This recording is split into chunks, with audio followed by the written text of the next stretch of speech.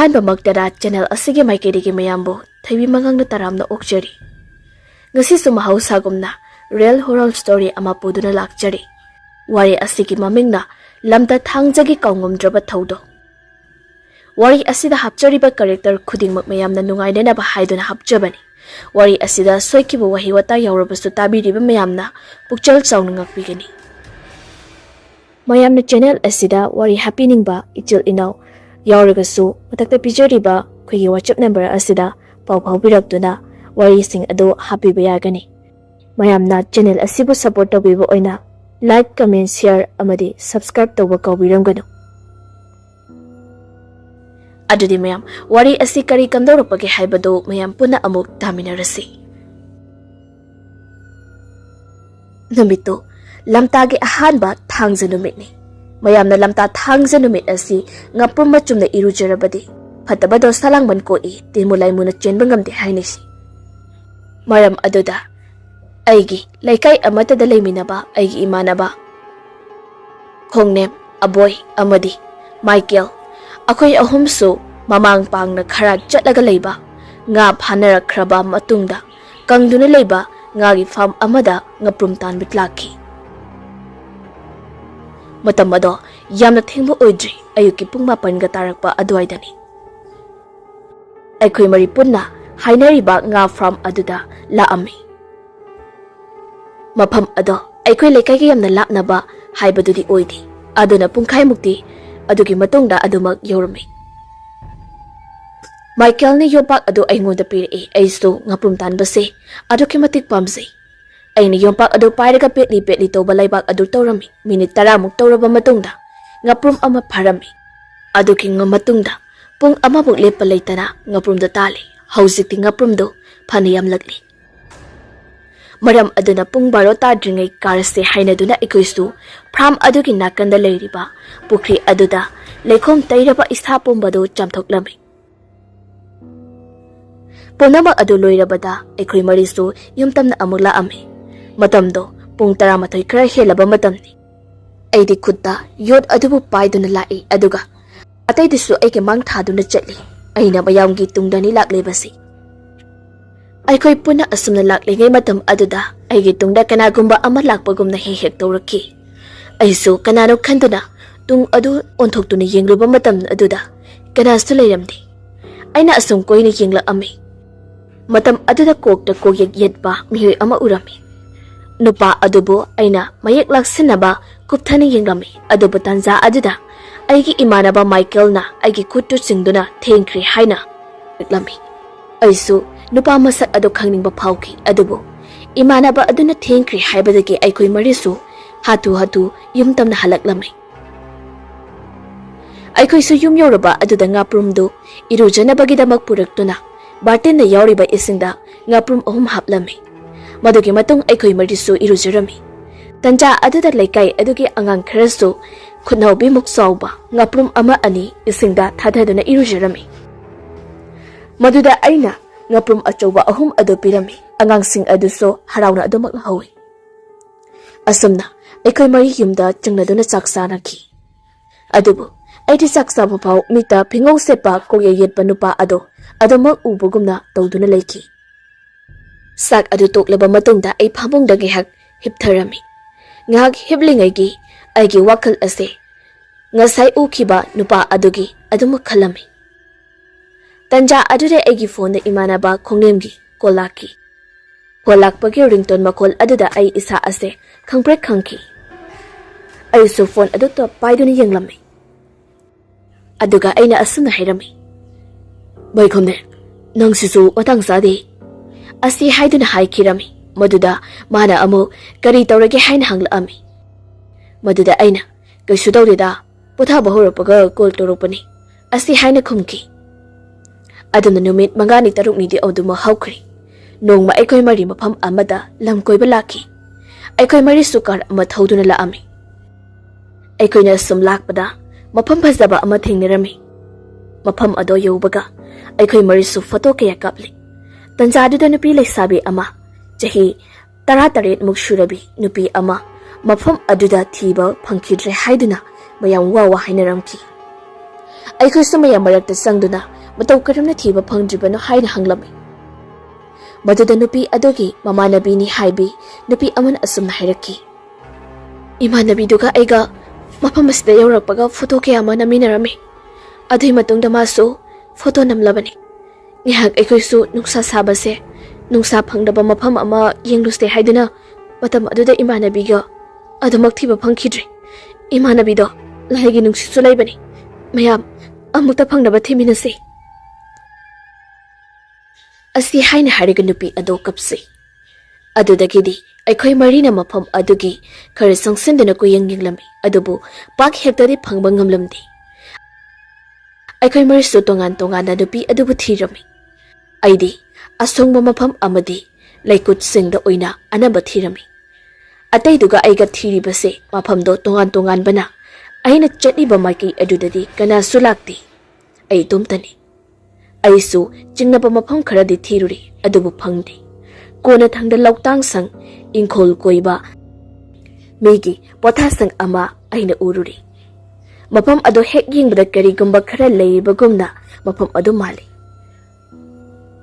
ꯃꯐꯝ ꯑꯗꯨ ꯅꯥꯄꯤꯁꯨ ꯌꯥꯝꯅ ꯁꯣꯡꯉꯤ꯫ ꯑꯗꯨꯛꯀꯤ ꯃꯇꯤꯛ ꯅꯥꯀꯟ ꯅꯥꯀꯟꯗꯅ ꯈꯣꯡ ꯃꯆꯥ ꯑꯃꯁꯨ ꯂꯩ꯫ ꯃꯐꯝ ꯑꯗꯣ ꯑꯩ ꯈꯣꯡꯀꯥꯞ ꯈꯔ ꯊꯨꯅ ꯌꯥꯡꯅ ꯆꯪꯂꯛꯄꯅꯤ꯫ ꯂꯧꯇꯥꯡꯁꯪ ꯑꯗꯨ ꯌꯧꯔꯝꯗꯥꯏ ꯀꯔꯤꯒꯨꯝꯕ ꯃꯨꯁꯨꯛ ꯃꯨꯕ ꯑꯃ ꯆꯦꯟꯈꯤꯕꯒꯨꯝꯅꯁꯨ ꯇꯧꯔꯝꯃꯤ꯫ ꯑꯩꯅꯗꯤ ꯋꯥꯈꯜꯅ ꯐꯅ ꯈꯜꯂꯤ ꯍꯨꯏ ꯍꯧꯗꯣꯡ ꯑꯣꯏꯔꯝꯒꯅꯤ ꯍꯥꯏꯅ꯫ ꯑꯩ ꯂꯣꯛꯁꯪ ꯑꯗꯨꯗ ꯍꯥꯏꯐꯦꯠ ꯌꯦꯡꯂꯤ꯫ ꯃꯇꯝ ꯑꯗꯨꯗ ꯆꯐꯨ ꯎꯌꯥꯟ ꯇꯥꯈꯤꯕꯒꯤ ꯃꯈꯣꯜ ꯇꯥꯔꯛꯏ꯫ ꯑꯩꯁꯨ ꯃꯤ ꯂꯩꯕ ꯃꯥꯟꯕꯗꯒꯤ ꯃꯤ ꯂꯩꯕ꯭ꯔꯣ ꯍꯥꯏꯅ ꯍꯟꯖꯤꯟ ꯍꯟꯖꯤꯟ ꯀꯧꯔꯗꯨꯅ ꯍꯪꯂꯨꯏ, ꯑꯗꯨꯕꯨ ꯀꯅꯥꯁꯨ ꯈꯨꯝꯂꯛꯇꯦ꯫ ꯑꯩꯁꯨ ꯃꯅꯨꯡꯗ ꯆꯪꯕꯗꯤ ꯆꯪꯂꯨꯗ꯭ꯔꯤ ꯃꯤꯒꯤ ꯑꯣꯏꯕ ꯑꯗꯨꯗ꯫ ꯃꯐꯝ ꯑꯗꯨꯗ ꯑꯩ ꯉꯥꯏꯍꯥꯛ ꯂꯦꯞꯇꯨꯅ ꯂꯩ꯫ ꯇꯟꯖꯥ ꯑꯗꯨꯗ ꯈꯣꯡ ꯑꯗꯨꯗ ꯍꯧꯗꯣꯡ ꯀꯟꯅ ꯆꯤꯛꯅꯔꯝꯃꯤ꯫ ꯑꯩꯁꯨ ꯂꯩꯇꯨꯝ ꯑꯃ ꯄꯥꯏꯗꯨꯅ ꯊꯣꯝꯗꯨꯅ ꯁꯤꯁꯤ ꯍꯥꯏꯗꯨꯅ ꯇꯥꯜꯂꯝꯃꯤ꯫ ꯑꯗꯨꯒ ꯃꯥꯏ ꯂꯩꯊꯣꯔꯛꯇꯨꯅ ꯍꯜꯂꯒꯦ ꯍꯥꯏꯗꯨꯅ ꯈꯣꯡꯀꯥꯞ ꯑꯃ ꯑꯅꯤ ꯊꯥꯡꯇꯣꯔꯛꯄ ꯍꯧꯔꯛꯄꯒ ꯂꯧꯇꯥꯡꯁꯪ ꯑꯗꯨꯗ ꯅꯨꯄꯤ ꯑꯃ ꯄꯤꯛꯇꯛ ꯇꯧꯕ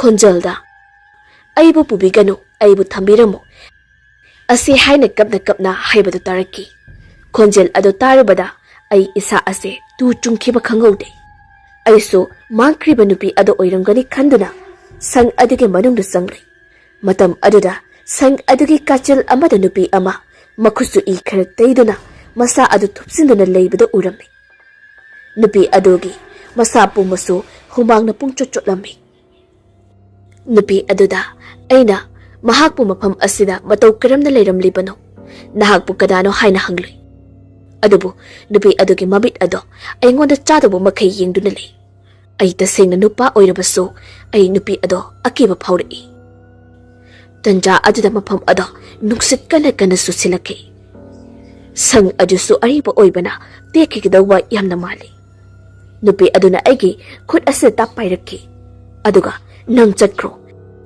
ꯅꯠꯇ꯭ꯔꯕꯗꯤ ꯅꯪꯁꯨ ꯆꯥꯊꯣꯛꯈ꯭ꯔꯒꯅꯤ" ꯑꯁꯤ ꯍꯥꯏꯔꯒ ꯑꯃꯨꯛ ꯀꯟꯅ ꯅꯣꯛꯂꯛꯈꯤ꯫ ꯑꯩꯒꯤ ꯈꯨꯠ ꯄꯥꯏꯔꯝꯕ ꯃꯈꯨꯠ ꯑꯗꯨꯁꯨ ꯅꯨꯄꯥꯒꯤ ꯃꯈꯨꯠ ꯌꯥꯝꯅ ꯃꯥꯜꯂꯤ꯫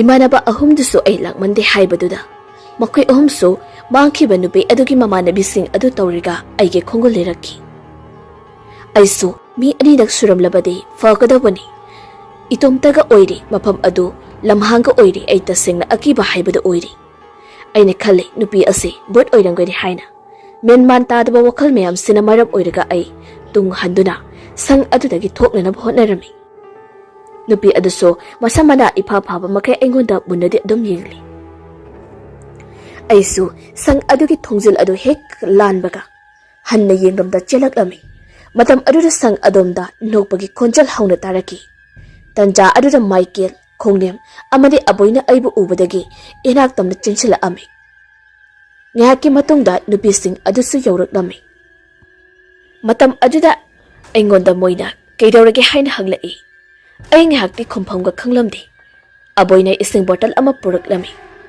ꯑꯩꯅ ꯏꯁꯤꯡ ꯑꯗꯨ ꯊꯛꯂꯕ ꯃꯇꯨꯡꯗ ꯁꯪ ꯑꯁꯤꯗ ꯅꯨꯄꯤ ꯑꯃ ꯃꯈꯨꯠ ꯃꯁꯥꯗꯣ ꯏ ꯉꯥꯛꯇ ꯇꯩ, ꯑꯗꯨꯒ ꯃꯁꯥ ꯃꯅꯥꯁꯨ ꯃꯃꯤꯠꯇꯨꯁꯨ ꯑꯀꯤꯕ ꯐꯪꯅ ꯑꯣꯏꯍꯧꯏ ꯍꯥꯏꯅ ꯇꯝꯂꯝꯃꯤ꯫ ꯃꯇꯝ ꯑꯗꯨꯗ ꯏꯃꯥꯟꯅꯕꯁꯤꯡ ꯑꯗꯨꯅ ꯆꯪꯁꯤꯜꯂꯨꯁꯤ ꯍꯥꯏꯔꯛꯈꯤ꯫ ꯑꯁꯨꯝꯅ ꯑꯩꯁꯨ ꯅꯨꯄꯤꯁꯤꯡ ꯑꯗꯨꯒꯤ ꯃꯃꯥꯡꯗ ꯏꯀꯥꯏꯔꯛꯈꯤ꯫ ꯃꯔꯝ ꯑꯗꯨꯅ ꯍꯧꯖꯤꯛꯇꯤ ꯀꯤꯗꯕ ꯁꯥꯗꯨꯅ ꯆꯪꯃꯤꯟꯅꯔꯝꯃꯤ꯫ ꯑꯩꯈꯣꯏꯅ ꯁꯪ ꯑꯗꯨ ꯍꯦꯛ ꯌꯧꯕꯒ ꯑꯩꯒꯤ ꯃꯥꯡꯗ ꯉꯁꯥꯏ ꯆꯦꯟꯈꯤꯕ ꯍꯨꯏꯔ ꯍꯧꯗꯣꯡꯂ ꯈꯪꯗꯕ ꯑꯃꯨꯕ ꯑꯗꯣ ꯁꯪ ꯑꯗꯨꯗꯒꯤ ꯑꯃꯨꯛ ꯍꯦꯟꯅ ꯆꯦꯟꯈꯤꯔꯝꯃꯤ꯫ ꯑꯁꯨꯝꯅ ꯁꯪ ꯑꯗꯨꯒꯤ ꯃꯅꯨꯡꯗ ꯑꯩꯈꯣꯏ ꯄꯨꯟꯅ ꯆꯪꯂꯝꯃꯤ꯫ ꯅꯨꯄꯤꯁꯤꯡ ꯑꯗꯨꯅ ꯁꯅꯥꯊꯣꯏ ꯁꯅꯥꯊꯣꯏ ꯍꯥꯏꯅ ꯀꯧꯔꯛꯏ꯫ ꯃꯇꯝ ꯑꯗꯨꯗ ꯅꯨꯄꯤ ꯑꯗꯨꯗꯤ ꯅꯣꯛꯄꯒ ꯀꯞꯄꯒ ꯇꯧꯗꯨꯅ ꯂꯩꯔꯝꯃꯤ꯫ ꯃꯃꯥꯟꯅꯕꯤꯁꯤꯡ ꯑꯗꯨꯅ ꯃꯌꯨꯝꯗ ꯐꯣꯟ ꯇꯧꯗꯨꯅ ꯊꯣꯛꯂꯤꯕ ꯄꯨꯝꯕꯗꯨ ꯇꯝꯂꯝꯃꯤ꯫ ꯁꯅꯥꯊꯣꯏ ꯍꯥꯏꯔꯤꯕ ꯅꯨꯄꯤ ꯑꯁꯤꯒꯤ ꯏꯃꯨꯡ ꯑꯁꯤ ꯁꯦꯜ ꯌꯥꯝꯅ ꯄꯥꯏꯕ ꯏꯅꯥꯛ ꯀꯩꯔꯥꯛ ꯈꯨꯟꯕ ꯏꯃꯨꯡ ꯑꯃꯅꯤ꯫ ꯑꯩꯈꯣꯏ ꯃꯌꯥꯝꯅ ꯇꯧꯗꯨꯅ ꯅꯨꯄꯤ ꯑꯗꯨꯕꯨ ꯃꯤꯌꯥꯝ ꯇꯤꯟꯕ ꯃꯐꯝꯗ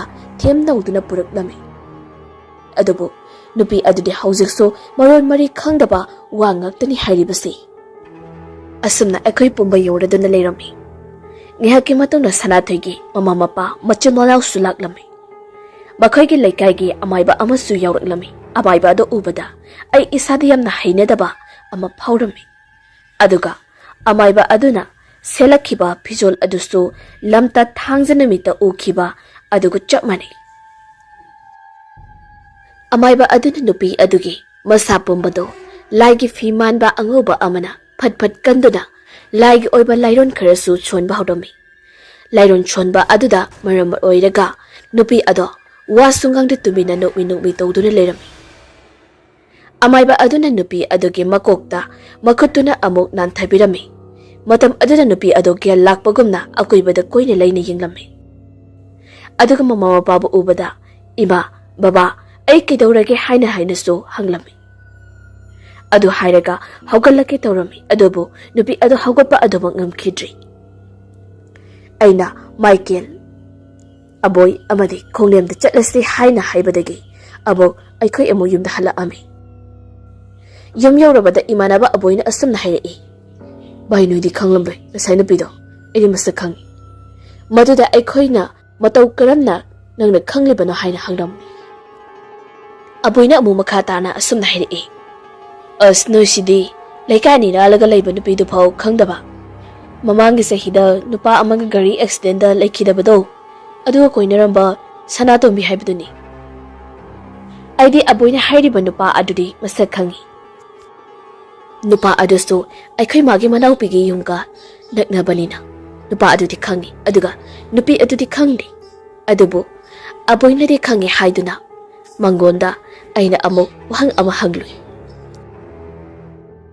ꯚꯥꯏ ꯑꯕꯣꯏ ꯑꯩ ꯀꯩꯅꯣꯝꯇ ꯍꯪꯒꯦꯅꯦ꯫ ꯑꯗꯣ ꯉꯁꯥꯏ ꯅꯨꯄꯤꯗ ꯂꯥꯏ ꯇꯣꯡꯉꯤꯁꯨ ꯍꯥꯏ ꯑꯗꯣ ꯃꯍꯥꯛ ꯀꯣꯏꯅꯕ ꯅꯨꯄꯥꯗꯨꯒꯤ ꯃꯊꯋꯥꯏꯗꯨꯅ ꯅꯨꯄꯤ ꯑꯗꯣ ꯀꯧꯕꯒꯤ ꯑꯣꯏꯔꯤꯔꯣ ꯉꯁꯥꯏꯒꯤꯗꯣ?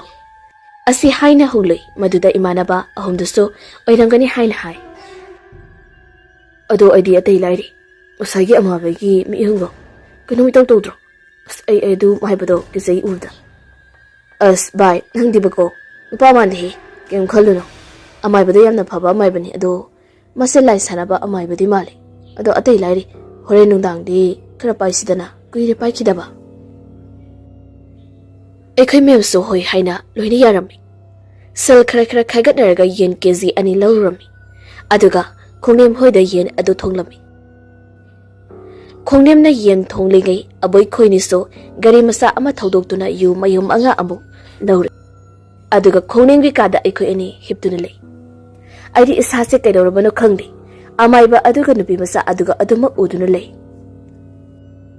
ꯑꯁꯨꯝꯅ ꯋꯥꯈꯜ ꯈꯜꯂꯤꯉꯩ ꯈꯣꯡꯅꯦꯝ ꯄ꯭ꯂꯦꯠꯇ ꯌꯦꯟ ꯊꯣꯡꯕ ꯈꯔ ꯍꯥꯞꯂꯒ ꯃꯍꯥꯎ ꯌꯦꯡꯁꯦ ꯍꯥꯏꯔꯝꯃꯤ꯫ ꯑꯩꯈꯣꯏ ꯃꯔꯤ ꯌꯦꯟ ꯊꯣꯡꯕ ꯑꯗꯨ ꯆꯥꯕ ꯍꯧꯔꯝꯃꯤ꯫ ꯑꯗꯨꯒ ꯑꯕꯣꯏꯅ ꯌꯨ ꯃꯌꯨꯝ ꯑꯃ ꯄꯨꯊꯣꯔꯛꯇꯨꯅ ꯒ꯭ꯂꯥꯁ ꯑꯃꯗ ꯍꯩꯔꯛꯂꯝꯃꯤ꯫ ꯑꯩꯈꯣꯏꯁꯨ ꯌꯦꯟ ꯑꯗꯨꯒ ꯌꯨ ꯑꯗꯨꯒ ꯊꯛꯄ ꯆꯥꯕ ꯍꯧꯔꯝꯃꯤ꯫ ꯃꯇꯝ ꯑꯗꯣ ꯌꯥꯝꯅ ꯊꯦꯡꯕꯗꯤ ꯑꯣꯏꯗ꯭ꯔꯤ꯫ ꯑꯗꯨꯝꯅ ꯑꯣꯏꯅꯃꯛ ꯃꯝꯁꯨꯛꯀ ꯇꯧꯔꯛꯂꯕ ꯃꯇꯝ ꯑꯗꯨꯗꯅꯤ ꯃꯌꯨꯝ ꯑꯃ ꯊꯛꯄ ꯂꯣꯏꯔꯕꯗ ꯑꯦꯟꯁꯥꯡꯁꯨ ꯊꯣꯡꯕ ꯂꯣꯏꯔꯝꯃꯤ꯫ ꯑꯦꯟꯁꯥꯡ ꯑꯉꯧꯕ ꯀꯣꯟ ꯑꯃꯗ ꯀꯟꯅ ꯍꯥꯞꯂꯝꯃꯤ꯫ ꯑꯗꯨꯒ ꯑꯩꯈꯣꯏ ꯂꯩꯀꯥꯏꯒꯤ ꯃꯅꯤꯡꯂꯣꯝꯗ ꯂꯩꯕ ꯂꯝꯄꯥꯛ ꯃꯆꯥ ꯑꯗꯨꯗ ꯐꯣꯟꯒꯤ ꯂꯥꯏꯠ ꯑꯗꯨ ꯀꯥꯞꯂꯒ ꯌꯨ ꯑꯗꯨ ꯊꯛꯄ ꯍꯧꯔꯝꯃꯤ꯫ ꯈꯔ ꯊꯣꯛꯂꯛꯂꯕ ꯃꯇꯨꯡ ꯑꯩꯈꯣꯏ ꯃꯔꯤꯁꯨ ꯅꯤꯁꯥ ꯈꯔ ꯀꯥꯔꯛꯂꯤ꯫ ꯃꯇꯝ ꯑꯗꯨꯗ ꯑꯩꯈꯣꯏ ꯃꯔꯤꯁꯨ ꯄꯨꯡꯉꯥꯡꯗꯁꯨ ꯉꯥꯡꯅꯗꯨꯅ ꯂꯩ꯫ ꯃꯥꯅ ꯍꯥꯏꯕꯁꯨ ꯇꯥꯅꯗꯦ꯫ ꯀꯣꯏꯅ ꯊꯣꯛꯄ ꯑꯗꯨꯃꯛ ꯉꯥꯡꯅꯗꯨꯅ ꯂꯩ꯫ ꯑꯩꯁꯨ ꯃꯣꯏ ꯃꯌꯥꯝ ꯑꯗꯨ ꯇꯨꯃꯤꯟꯅ ꯂꯩꯅꯕ ꯍꯥꯏꯗꯨꯅ ꯁꯅꯥꯇꯣꯝꯕꯤꯒꯤ ꯋꯥꯔꯤꯗꯣ ꯍꯧꯖꯤꯜꯂꯤ꯫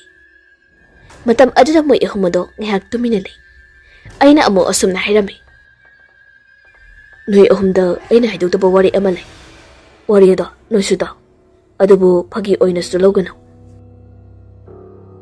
Moi ahum ase aina haiba wada yamna thajagan bagaktani. Maram aduna aigi wari makhatar o hain hairei. Aina wari makhatarami nupi ado aina chingnaba mafam singda changduna thibani adubu sophang phangdi. Mafam ado aina koini yengbada loktang sang adu urami. Aisu maduda sangwidana. Matam aduda huira haudongla haibasu khangdi. Amuba ama chengkiba ado nupi ado kanagumba mi amana phabagumna aibu thadao karigino yamna hairaki. Aisu tapna changduna yengloi. Adubu nupi ado nataba atopadi kanasu ukidi. Asumna wari leringai nupi amana laukibagumna tarami.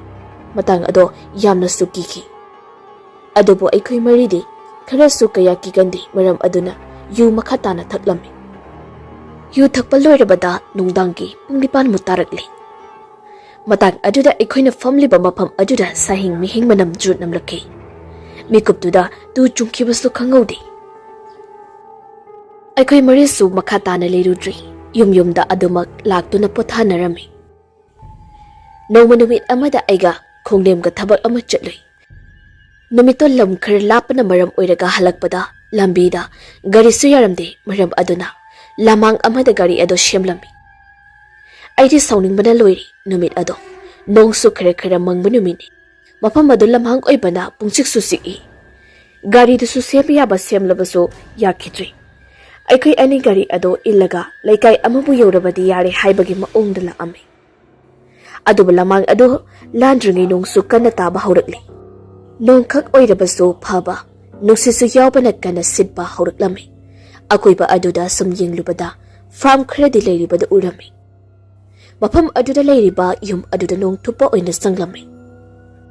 Numit ase phone su network yamna nungaiti. Phone tawgi haiduna phone aduso phone tawraba matamda patpat tatli maram aduna yumda paw piba yadri. Aikhoini subani na kaisu thoidokpadi khalludi. Khongnemdi masa ado tumina leiba haiti. Aduna sang adugi kachin kuya phak tunali. Khongnem na maiket ama puthoraktuna waset masa khara leiriba ado mai haugalaki. Aisu mai hauriba ado mateng pangsili. Nong aduso lepagi mahutta kana churakli. Sang adugi manung adudasu mahiga thandri mambana suloirami. Bai churup tu yauriba. Asam na hanglaki. Maduda aina su yauri haiduna churup ado lokthoktu na pirami. Nong chutlo bagi churup tu su ising kharadi chotli. Adubo mai aduda fauduna thamlami. Churup ado khongnemna chamlaga thakminarami. Churup ado thakna mai sutik libani. Ngayaki matong numisu taraba mali. Pumam hek mongkri sang adudi lori. Thasigi ahinga chop manari. Mai thanba sunati aduna pumam hek mamlibani. Tanja aduda isu wandong ningbadagi. Sang adugi mapanda cherang amane kuplaga sang adugi mataida tawrami. Tanja aduda nongmo mitsu khaklaki. Matam aduda aigi manglomda nupi ama masamana ichot bakinon thaduna leibagi saktam adu uraki. Nupi ado phimu ngaktani setlibado. Adu ubada ai isa ase pumba tu khaw launa chungki. Mapan thokpa loireduna sang manungda amuk changlaki. Aduga khongnemda aina urakhiba adu tamlami. Matam aduda manadi phagi mandana taningde ko hairaga noki. Ai oina angawba miketi haibadu takri. Aikhoini su sang adugi paklangda ngaduna thamliba phak adu loktharaga tharami. Madugi matungda phak aduda khoini hiptuna phone do ingduna leirami. Ngihaki matungda khongnem su wan tawrigi haiduna thokirami. Aidi adumak manung aduda hiptuna lei.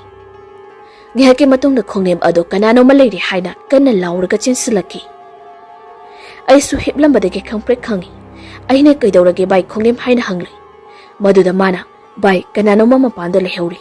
Masaktustu musukmoi yengbada akiba boi hairaki. Aisu ngaki warido thajei maramdi aina su uruba oirubanina.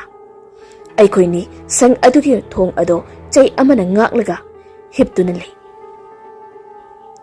Ngayaki matungda mapam ado nupi amana lok khubagumna taki.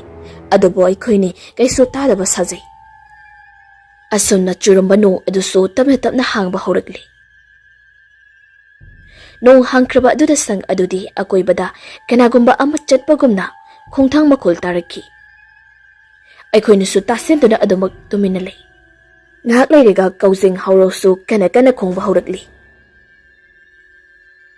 kaujeng haro khongbagi makhol adusu tabada yamna hainaramde ngahak leiraba matungda sang adugi akoibado kanagumba miyoi amana chatpagumna amuk tawrakli aduga karigumba amasu paibagumna giring khingbagumna makhol thoi aikoi anidi haujiksu adumak kiduna leiri tanja adura sang adugi thong ado kana namba ama hauраklami aduga nongso amuk chuba hauраklami aikoi anidi kari tawni tawfam khangdri thong adusu namba leptri khongnemna aingonda asum hairi bai sidi tamnaba soidan oigani aikoi ani ngasise ahoba soidana tarani phone si joni yadi pungsuni pan kari henbada ngairi adubu mafam asida thokleba thaudok asida tasengna akiba haibado oirabani nongdusu hanglabadi kharasu phagadabani adubu nongsu lepa leitana adumak churami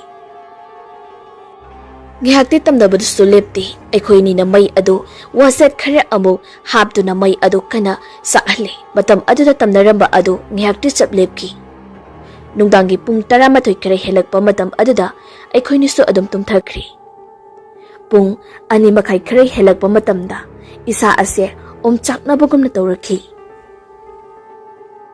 matam aduda ai mikap tholaki aina mikap tholakpada aiga tuminariba marup khongnemda hiplamkhidi aina asum yenglakpada sang adugi thong adusu hangduna lerumki mikup aduda aise tawfam khangdi sang adugi mapanda thoktana aina khongnembu korami adubu khongnemdi sokong khumlakti mikup kharagi matungda pocket tagi yauriba phone adu lawthoktuna pung yengli matam ado nongandawbasu watraba matamni pung adusu nongalamdai matam oirakli aina yumgi number da call tawrami adubu net su yadabana call adu chatkiri tanja aduda kanagumba miyoi amasu changi mapalda chatpagumna tawri aina phone ado off tawraga on amuk tawrami handakti net ado machai ani mu kar ami aina khudak aduda ima amadi imanaba singda call tawduna thokiba pumba ado khanghalami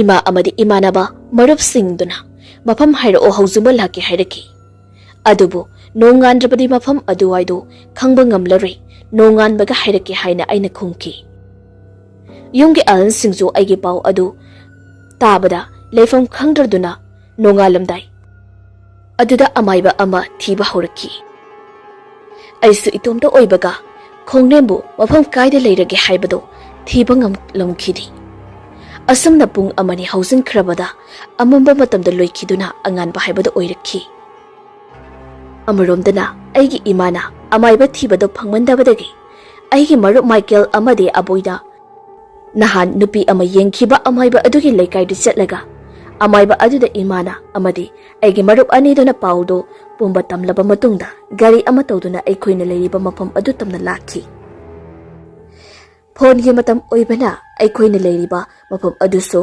matam isang sangana ayuki pung nipal adaida yorakhi aidi kibana amaram oirega mapan phawba thokta sang adugi manungda adumak lengdana leirami amaiba aduga aigi ima amadi imanaba aniduga aina leiriba sang adu yoraklami aboy amadi Michael aigi ming panduna kaurakpado aina tarami matam adura sang adudagi thonglaktuna aina amuk ai sida leiri haina hairami asumna imaga imanaba amadi amaiba adugana aiga thengnarakhi amaiba aduna aigi mihul yenglammi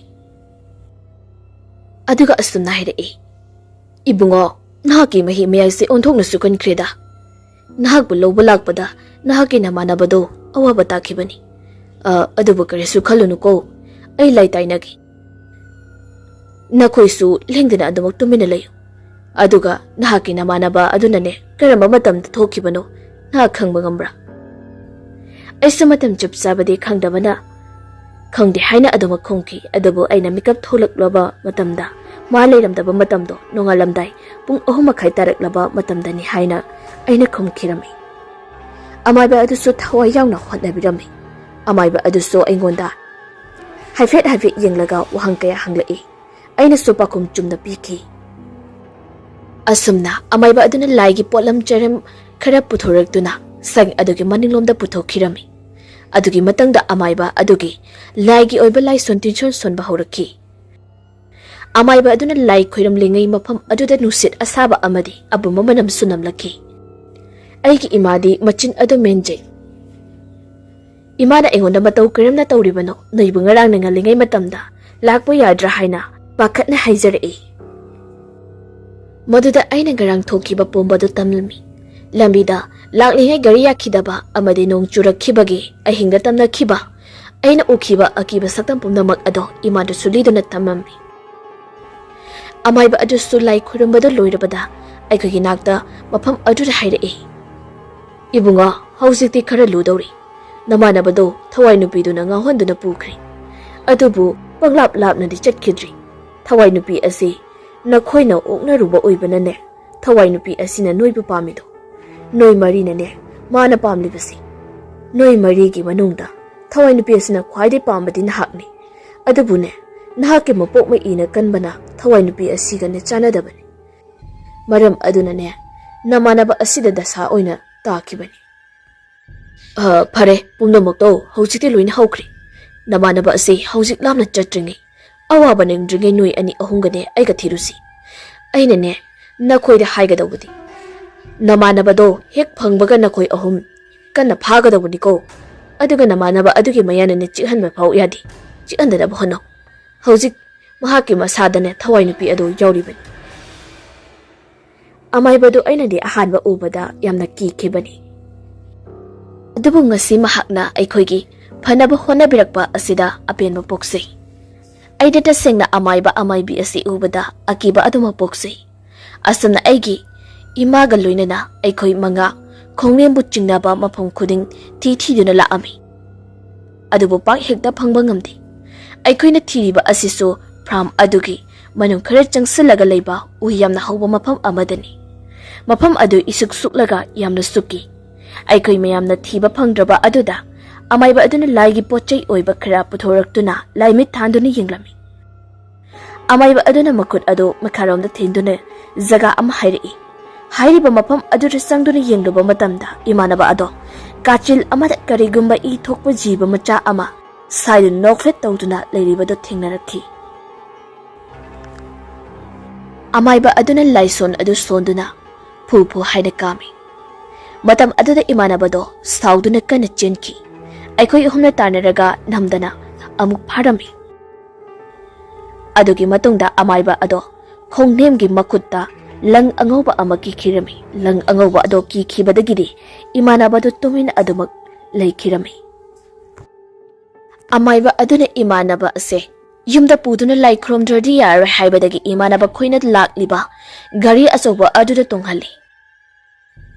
Asumna aikoi punna mafam adu thadoklaga yamna thuna lakhi. Lakpagi lambida mi potloibagi namthiraba kanam ado namlakhi. Ngihaki matungda bai khomaigi mayum yauraduna amaiba adu tawraga bai khomaigi mapa mamaga yauraga laigi thoram tawrami. Matam ado numidangdi oidri pung 3:30 bokti taraba matamni amaiba adusu thawa yauna adumak lai khoirami. Ngihaki matungda amaiba aduna asumna amu hairei. Noi ahum sula haujikti thawai nupi asigine mafamda nakokto leitana lale hajo. Nakhoina thawai nupi asigi makada yetlubagini. Lamtagi thangja numita nakhoi marinane thawai nupi asigi lambida nakhoina ni yetluri. Adubu phare haujikti karisu khaluranu phanaba aina loina hotnarabani. Ngasidagidi nakhoi marisu lamhang tumhangda chatlanuko. Hayengse nakhoi marina lamta thangja numita chatluriba mafam adudane yen amuba marine kathokani. Adudagidi nakhoidane thawai nupi asina karisu tawraroi. Asi haina hairakhi. Amaiba aduso hayeng amuk laklagi hairamlaga chatkri. Imanabaso hujikdi gyan tarakli maram aduna aikoisu yumda adum halakli. Aina yum yaurabada aigi imanaso aingonda pautak kaya ama pibirami. Aisu imana hairibada chumi haina aduma khanjari. Asuna numit asige ahing oiraklabada ai isa asi hipli hipam khangda isa si pukning leitadabagumna phawrami. Amayba adunaga thawai nupi aduna khwaidagi pamliba asi ainiga hairakpa adudana hele kiba si pokliba. Asana numit asige ahing asi tumthaba yada nunganki. Mathangi numit ni amayba adusu ayunga na laktuna aikhoini ngaprum phairaba mafam adu tamna lakminarami. Mafam adu yobaga amayba aduna aikhoi marigi damak yen amuba mari adu thadoklami. Pumnama adu loirabada yumda amu halaki yum yorabada aisu amayba adudagi karigumba paukhum ama pamjabagi uhang ama hangloi. Aina hanglingliba uhang adudi nongma sanatombi hairiba nupi asida thokiba thaudok adugi maramdani. Mayba aduna su asumna hairai. Ibungo haujikti nupi masa adusu karisu tawkhidri. Nupi adugi masadane noida yetliba thawai nupi asigi thawai do changduna. Madi nupi adubune mana puningbagidama mangonda thawai ado changlambani. Adubu matang chana aiga thengnabadagi haujiktine nupi adusu karisu tawdrabani. Ado ibungo haujikti nakhoi marida amuk hana yelaklaroida. Adubu lamta thangja haibase chathokpa matamda kharadi cheksiluko. Matung nungaitaba aki akhangba thaudokpudi thoktunaba aina pumnamak loirabani. Phare aisu chatlage dudi. Asamna amayba aduna laitin khurumlaba matungdagidi aikhoi marisu kaisu tawkhidri aduga amuk hanasu amam athengda lamna chathokidri. Wari asi matang asida loijari wari asida soikiba yawrabasu tabiriba mayamna pukchal chawna ngakpiyu haijari.